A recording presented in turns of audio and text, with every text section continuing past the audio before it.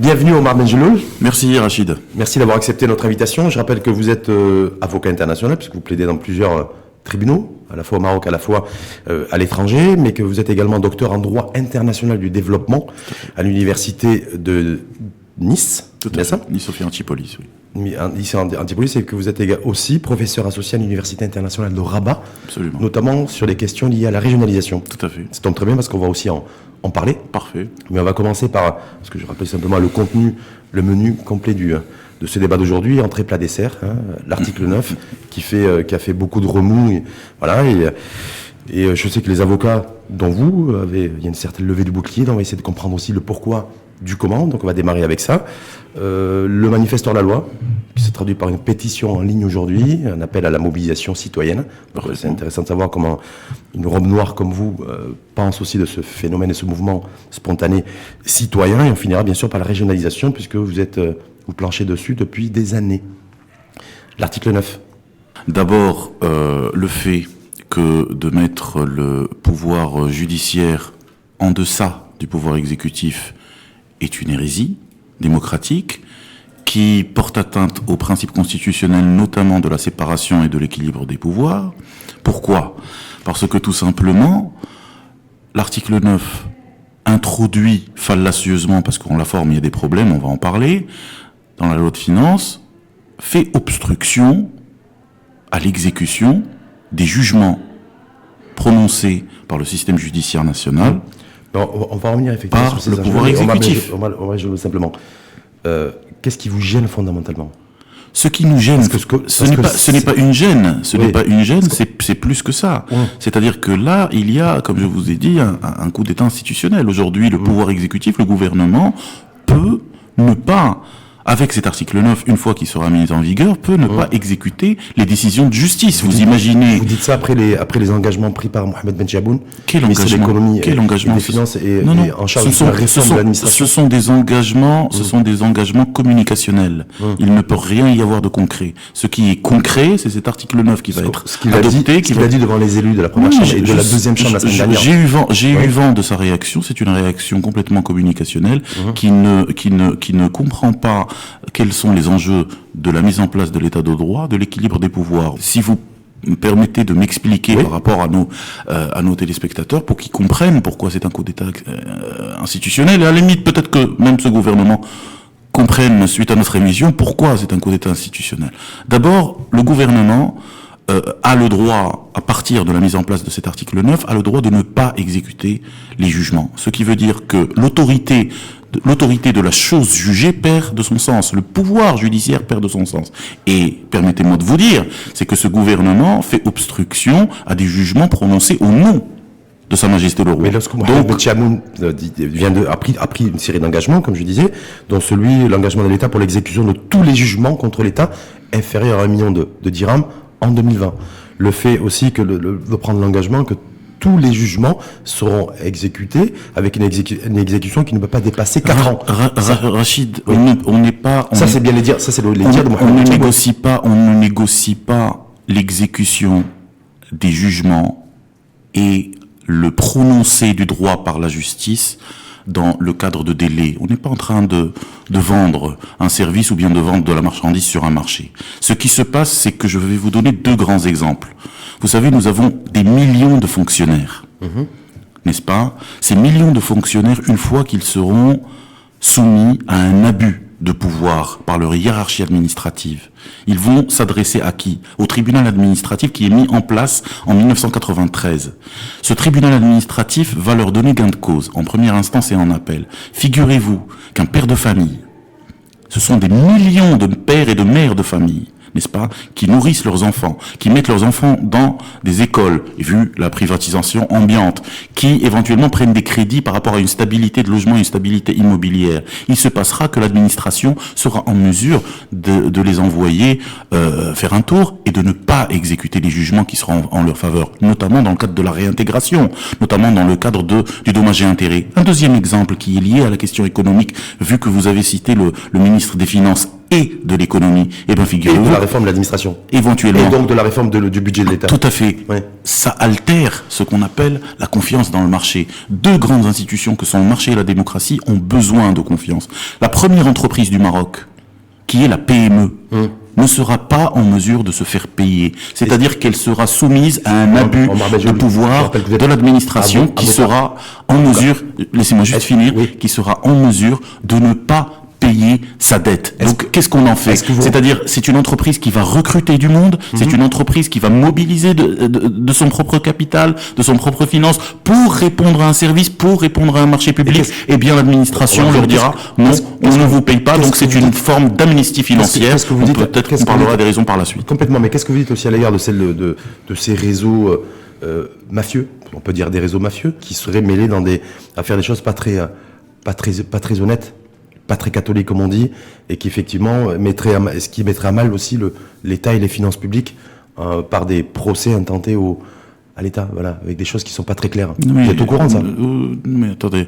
Non, mais est-ce que vous êtes au courant de ça? Non, mais bien évidemment que ça existe? Il y a des nébuleuses. Nous avons des cas Comment l'État peut se protéger? Nous avons des cas et des dossiers à retentissement médiatique qui ont été couverts par le journalisme d'investigation, qui ont été couverts par des poursuites par le parquet, par des juges d'instruction dans le cadre de la criminalité financière, évidemment. Mais ça, il y a des institutions pour lutter contre. Les institutions pour lutter contre, c'est le ministère public sur la base de la loi 33-17. Il a plus de prérogatives, plus d'indépendance pour pouvoir poursuivre. Nous avons des juges d'instruction qui ont la prérogative de poursuivre, justement, de remonter les échelles de compréhension par rapport aux intentions de nuire vis-à-vis du denier public. Il faut que l'État se protège. C'est un faux problème. C'est un faux problème dans le sens, si on veut lutter contre la criminalité et la corruption au sein de l'État, nous avons des institutions qu'il faudra activer, notamment le parquet, la justice financière, la justice d'instruction. Mais de là à donner une amnistie financière est une autre forme de corruption.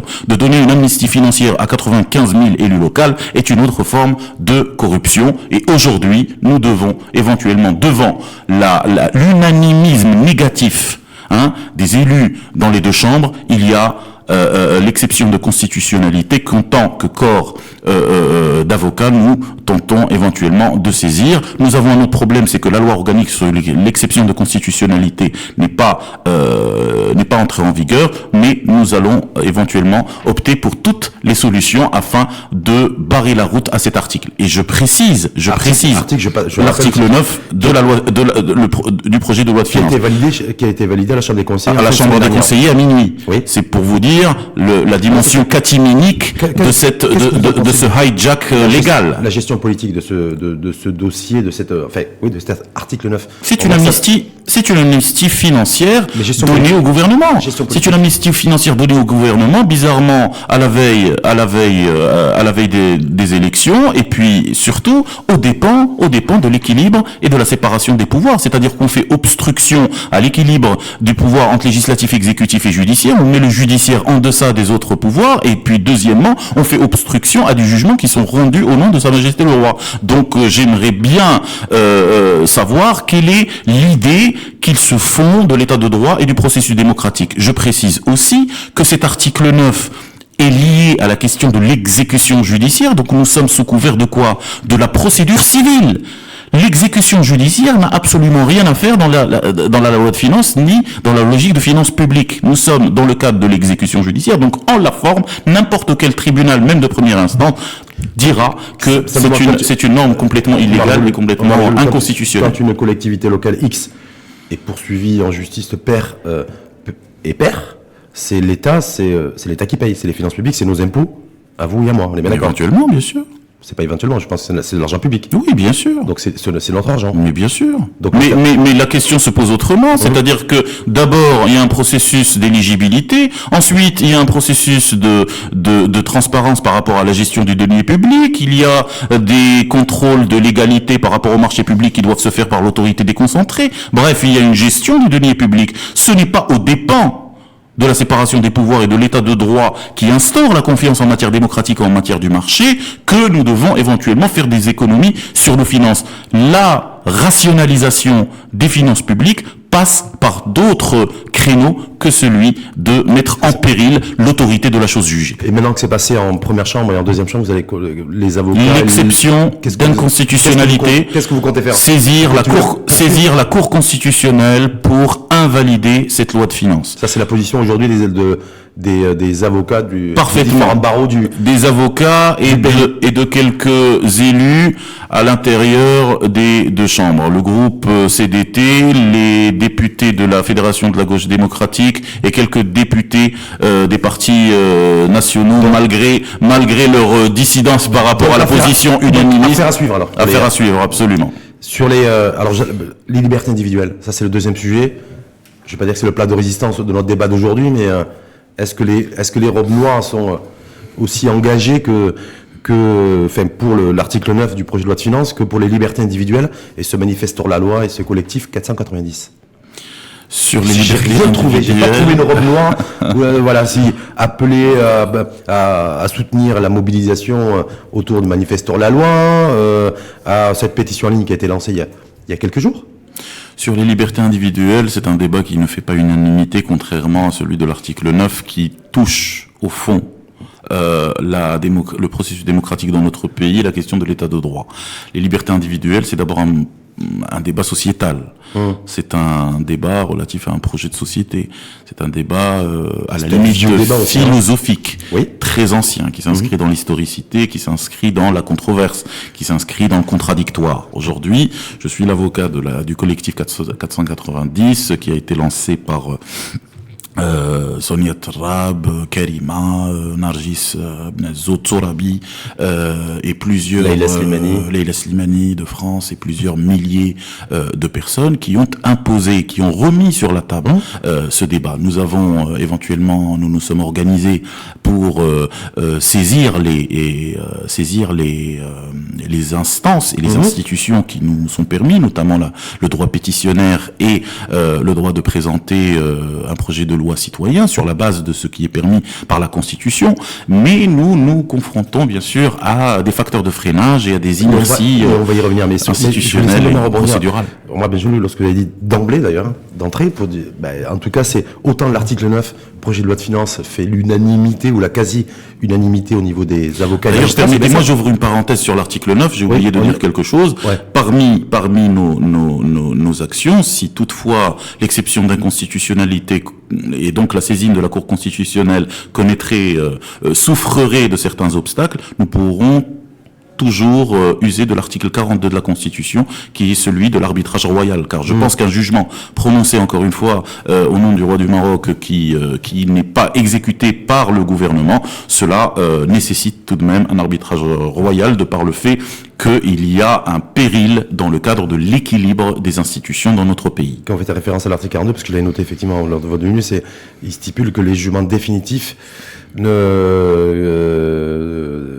pour les autorités publiques doivent apporter l'assistance nécessaire à l'exécution des jugements.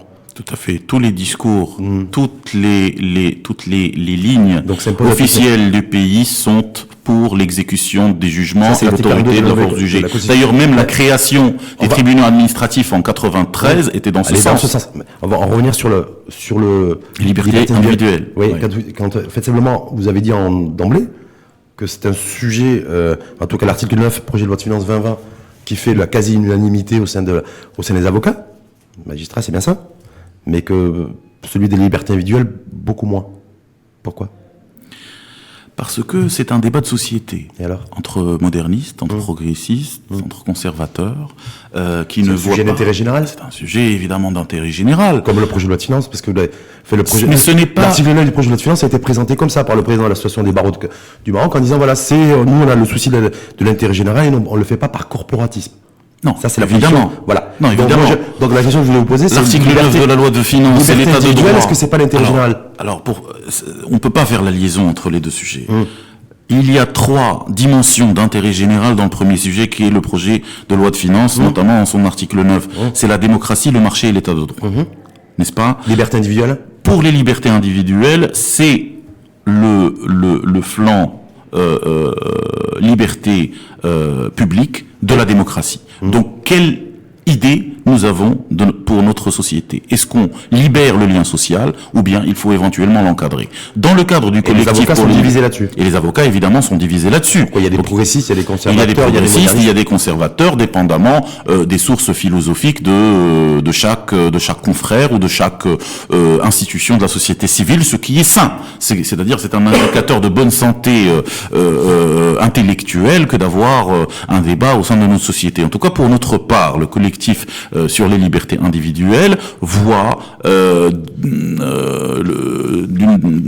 bon œil que la libération du lien social à travers l'instauration des libertés individuelles participe à la démocratisation de la société, participe aussi au progrès de la société, participe même au développement. On peut éventuellement rentrer dans ce qui plusieurs m'interpelle effectivement, c'est pourquoi il y a pas, c'est pas un mouvement qui est partagé en tout cas par la majorité des avocats de ce pays. Pourquoi ce n'est pas partagé? Parce que, comme je vous ai dit, il y a plusieurs paradigmes qui sont contradictions. Il y a des paradigmes qui sont conservateurs, qui voient le fait et d'ailleurs même les formations politiques sont divisées. Oui. Vous avez des formations politiques qui sont de paradigmes conservateurs, d'autres qui sont d'essence libérale ou bien socialiste ou bien progressiste d'une façon générale, donc qui croisent le fer peut-être déontologiquement, de dire que, de savoir si oui ou non l'État ou bien le Léviathan a-t-il le droit de réguler le lien social ou non? Donc la grande famille des avocats et des robes noires, en fait, c'est un peu le reflet miroir un peu de la société aussi, qui est assez divisée sur le sujet des libertés individuelles. C'est même la conscience de la société. Conscience, ce propos n'engage que vous, Omar Benjelloun. En tout cas, depuis Cicéron et Rome, c'est le cas. Lancement de la pétition, avec l'espoir de collecter 5000 signatures pour pouvoir... Aujourd'hui, il y a 12 000 signatures. Oui, pour le manifeste. Oui, tout à fait. Il y a 12 000 signatures.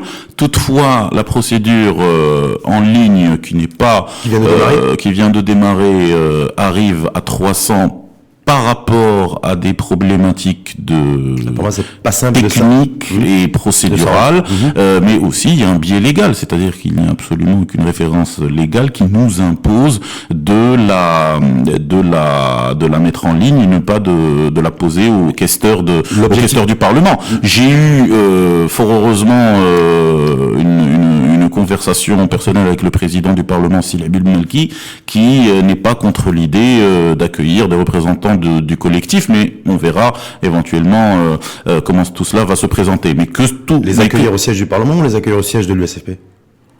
Non, en tant que président du Parlement. Donc les accueillir au Parlement. J'ai eu cette conversation avec lui en tant que président du Parlement et non pas en tant que président du Conseil national de l'USFP. Donc en tant qu'institution donc législative qui a compétence de recevoir et de traiter la pétition, donc qui est l'équivalent, peut appeler ça comme ça, d'un projet de loi citoyen. Aujourd'hui, il n'y a pas de base légale qui devrait nous inciter, nous restreindre, nous imposer le fait que cela doit être posé en ligne. Mais en tout cas, la mécanique aujourd'hui est bien rodée. Signature en ligne, c'est objectif et réaliste ou pas selon vous? Oui, tout à fait réaliste. Nous avons déjà 12 000. Les 12 000 sont en train de se battre pour pouvoir apposer leur signature dans la mécanique numérique. Il y a aussi une question d'inscription aux lois électorales. C'est-à-dire que dans le cadre tout à fait. Donc il faut être inscrit sur les lois électorales. Tant mieux. C'est-à-dire que ça va aussi contribuer, ça va avoir son poids lors des échéances dans 18 mois, n'est-ce pas, par rapport à cette problématique de liberté individuelle. Et je pense que c'est une bonne chose pour le camp progressiste. Ça me paraît légitime aussi que de revendiquer, c'était bien, c'est très bien, mais inscrit sur les listes électorales et voter, c'est mieux. Absolument. Ça a plus de sens. Absolument. C'est beaucoup plus cohérent. Ça a plus de sens et ça peut créer un groupe de pression pour pouvoir éventuellement influencer les différents partis, notamment modernistes, progressistes, socialistes et libéraux, de mettre les libertés individuelles dans le cadre de leurs priorités et bien sûr établir un travail de sensibilisation et de pédagogie dans ce sens pour faire un lien de causalité. Je répète, un lien de causalité entre la libération du lien social et le développement. Les conservateurs ont tendance à dénigrer, à caricaturer et rendre halogène quelque part le lien, la libération du lien social et le développement, mais en fait c'est tout à fait le contraire. Halogène, c'est pas mal.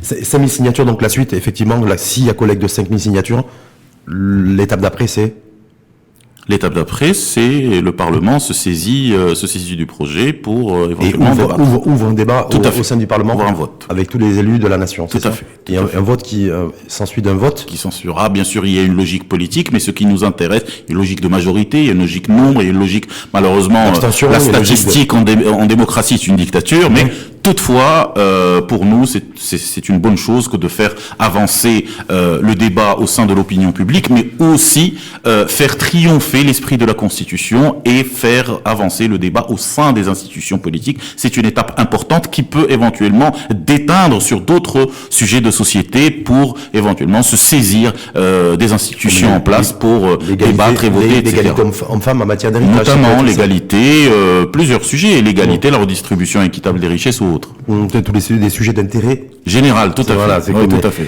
Régionalisation avancée. Vous qui travaillez dessus, qui planchez dessus depuis des années, vous avez, je l'ai dit en préambule d'ailleurs, professeur associé à l'Université internationale de Rabat, vous enseignez la régionalisation, des cours théoriques sur la régionalisation. Aujourd'hui, principal enjeu, défi. Il y a eu une politique de régionalisation qui a été faite après le rapport de la commission consultative sur la régionalisation. Il y a eu des élections en 2015 où les conseils régionaux et les présidents régionaux ont été plus ou moins élus au suffrage universel. Il y a eu une réflexion, il doit toujours y avoir une réflexion, c'est une réflexion permanente sur la notion de pertinence économique dans le cadre du découpage territorial, de la question de l'homogénéité culturelle, même si ce mot peut faire peur, mais d'avoir des régions qui sont plus ou moins homogènes culturellement, homogènes historiquement aussi, pour qu'elles puissent produire éventuellement du sens. Il y a aussi une logique sécuritaire, bien sûr une région frontalière ou une région maritime n'est pas forcément une région dans le centre. Toutes ces logiques-là d'équilibre, par exemple urbain-rural, doivent entrer en jeu dans le cadre d'une vision de régionalisation Pour vous, c'est la antérieure. dimension essentiellement politique et majeure ou c'est la dimension socio-économique Ce sont des déterminismes. dans la construction de nouvelles dynamiques territoriales. Ce sont des déterminismes complémentaires et convergents. Encore une fois, l'international et l'intérieur sont deux revers d'une même médaille de la politique de régionalisation. Je suis personnellement, c'est une conviction personnelle bien évidemment et fort heureusement partagée par plusieurs couches de la société. Je suis personnellement pour le fait que le politique configure l'économique. Mais après, bien sûr, le néolibéralisme viendra m'en contrarier. Mais je suis pour le fait qu'il y ait une politique souverainiste, une politique volontariste, qu'elle puisse encadrer l'économie. Mais l'idée, c'est de développer des territoires, notamment à l'échelle régionale, qu'ils répondent à de la pertinence à la fois économique, notamment en termes de complémentarité, c'est-à-dire au sein de la même région d'abord, avant de parler de la question de la péréquation. Ouais. Mais au sein de la même région, il faut qu'il y ait une complémentarité économique pour qu'on puisse triompher à cette logique d'autonomie, c'est-à-dire que des régions puissent répondre à la fois des questions industrielles, des questions de services, des questions agricoles, n'est-ce pas, et en même temps que ça soit homogène d'un point de vue culturel, dans le cadre des dialectes, dans le cadre de l'historicité, etc. Dans la construction d'une identité collective régionale, c'est ça. Tout à fait. Donc vous, ça vous attachez beaucoup d'importance à ça. C'est important. C'est important. Pensez Ce n'est pas forcément prioritaire. Pensez le développement économique territorial, oui, mais pensez aussi, surtout à cette notion de, vous avez parlé d'homogénéité. Aussi parce qu'elle participe, parce qu'elle participe à une notion très importante, celle du vivre ensemble, le bassin de vie. C'est-à-dire comment est-ce qu'on peut créer un bassin de vie homogène pour qu'il puisse produire, ils se saisissent d'une certaine idée de l'intérêt général, travailler en commun et donc quelque part participer au développement économique, évidemment. Donc cette homogénéité, bien sûr pas une homogénéité puritaine dans le sens suprématiste du terme, mais une homogénéité en tout cas à minima qui puisse éventuellement faire gagner du temps par rapport à la confiance nécessaire à la production économique. À la croissance économique. Et des régions aussi, parce qu'on a aussi la réalité d'aujourd'hui, c'est qu'une concentration des richesses sur 4 régions. Tout à fait. Nord-Ouest, oui. Voilà. Donc il va falloir aussi déconcentrer ça. C'est pas Exactement. que C'est la notion que vous avez aussi des richesses sur la. C'est la notion que vous avez évoquée tout à l'heure sur la question de la péréquation. Il faut que ces régions-là, dans le cadre de leur autonomie, puissent avoir encore une fois cette idée de international intérieur, c'est de pouvoir aussi bien dans l'international développer, c'est déjà le cas, développer des politiques de coopération décentralisée avec des régions internationales. Je cite la région PACA, Provence-Alpes-Côte d'Azur et la région Tanger-Tétouan, c'est déjà le cas. Mais il faut qu'il y ait plus de sentiments d'autonomie par rapport à cela. Il y a aussi la question intérieure, celle des péréquations, c'est-à-dire comment est-ce qu'une région peut elle-même investir dans d'autres régions, apporter de l'aide au développement à d'autres régions. Par exemple, admettons la région de Casablanca ou la région de Rabat-Kénitra ou de Tanger-Tétouan, on va dire, c'est les régions plus ou moins les plus développées. Enfin, Tanger-Tétouan a rejoint le développement depuis une vingtaine d'années, peuvent envisager éventuellement des investissements dans la région orientale ou bien dans la région du Tafilel, etc. Donc on va mesurer le favorable à la solidarité régionale. Tout à fait, tout à fait. Et non pas forcément la compétition interrégion. Absolument. Parce que c'est un vrai sujet aussi. Exactement. Et donc là, l'idée du dialogue État-région est important. C'est-à-dire comment est-ce que l'État, dans le cadre du processus de dynamisation de la régionalisation, peut intervenir. Je pense qu'on devrait passer à une étape supérieure que de diminuer l'influence de la déconcentration, donc les Wallis de région, dans leur régulation de la question de régionalisation, les cantonner à un rôle, par exemple, de contrôle de légalité. Pas forcément d'intervention quotidienne sur les questions financières, sur les questions d'ordonnancement, etc., mais simple contrôle de légalité et justement rendre hommage, encore une fois, au pouvoir judiciaire existant. C'est-à-dire ce contrôle de légalité n'est pas une question de fait du prince, de pouvoir discrétionnaire du wali, mais soumis à un arbitrage du tribunal administratif pour faire triompher éventuellement les équilibres de pouvoir et donner confiance aux acteurs internationaux par rapport à notre processus pour qu'ils se sentent éventuellement aptes à être autonomes sous la souveraineté du Maroc, bien évidemment. Merci en tout cas à vous. Merci Rachid. Je rappelle que vous êtes avocat international, donc fameuse robe noire, que vous êtes docteur en droit international du développement de l'université de Nice, c'est bien ça? Tout à fait. Et professeur associé à l'université internationale de Rabat. Oui. Donc merci à vous pour... Merci Rachid de m'avoir invité. Voilà votre position sur l'article 9 que vous nous avez fait partager, sur le projet de loi de finances, les libertés individuelles, manifestent la loi, collectif 490, et la pétition en ligne qui vient d'être lancée. Tout à fait. Donc c'est le mouvement dynamique citoyenne, c'est ça? Et puis aussi votre regard analytique d'experts sur le sujet, sur la régionalisation et les véritables enjeux pour notre pays, pour aujourd'hui, j'ai envie de dire, mais également pour demain et après-demain surtout. Absolument. Merci en tout cas à vous. Merci Rachid. Merci.